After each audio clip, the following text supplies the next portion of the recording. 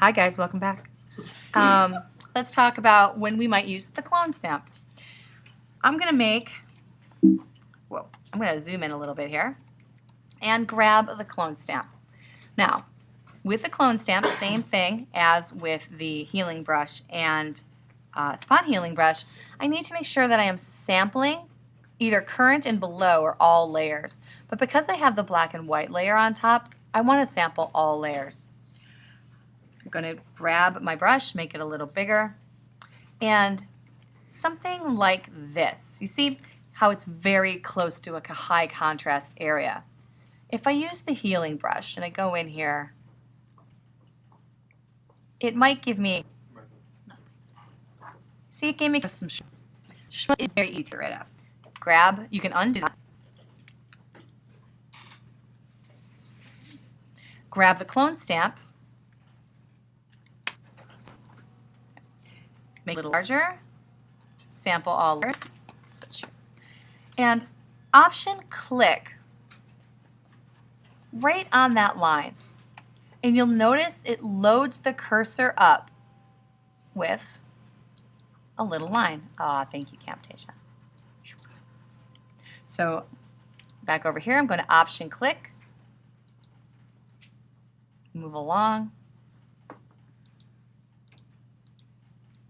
Perfect. So now, if I zoom in, I can also continue to use the clone stamp up here. But because I don't have that area where black and white, pretty severe black and white is going to overlap, make sure that you sample your source often. Okay. So, option click to sample. I can see a little bit of it still, so I'm going to try that again. Option click and move that along. Okay. Then you could go back to your spot healing brush, get areas like that. So the tools tend to work in pretty good combination.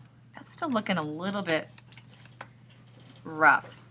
So let me make a larger clone stamp, option click, oops, sorry.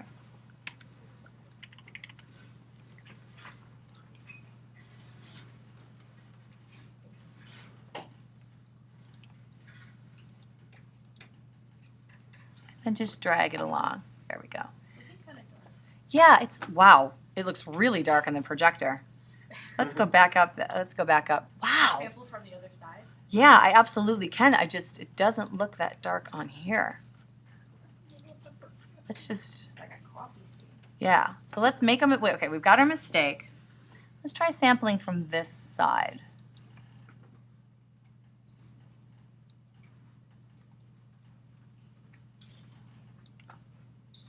Yeah, that's much better. So when you zoom out, you can still see a little bit of it. And I'm wondering, Could you blend it? yeah, I would use a combination. Left it in. Yeah, because this is tough with that one area being little. There you go. On my screen now, it looks pretty good, especially when you zoom back out.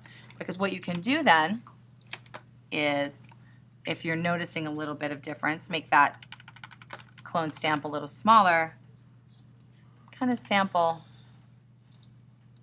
little bits and pieces around it to make sure that it's not sticking out.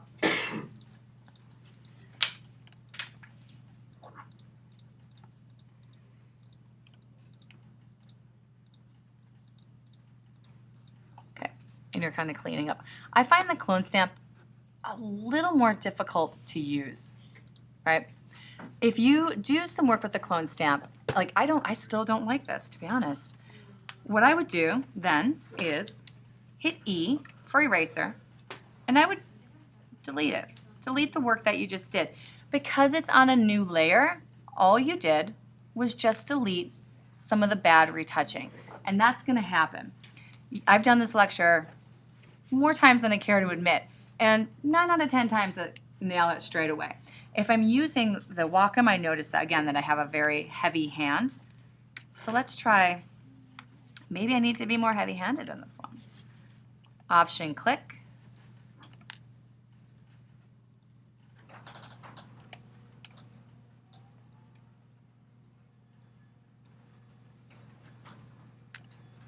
Option click.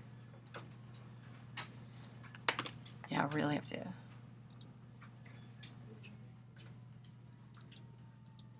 That looks all right.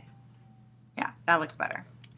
Okay, and the other parts you can do with the other tools. So just to reiterate that, I'm gonna make a mess over here. Oh man, I hate when it won't make a mess. Let's make a mess.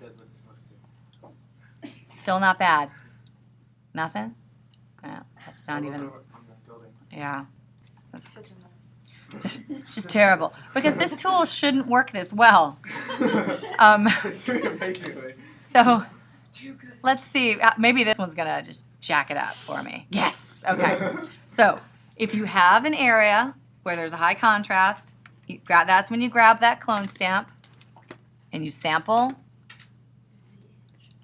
and then use the edge and then come down,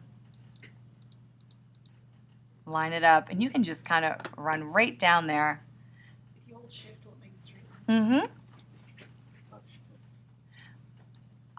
Sometimes I hold shift, sometimes I just move really slow to make sure that when you option click, you see that little crosshair. I just want to make sure that's in the correct place. And I love that it loads.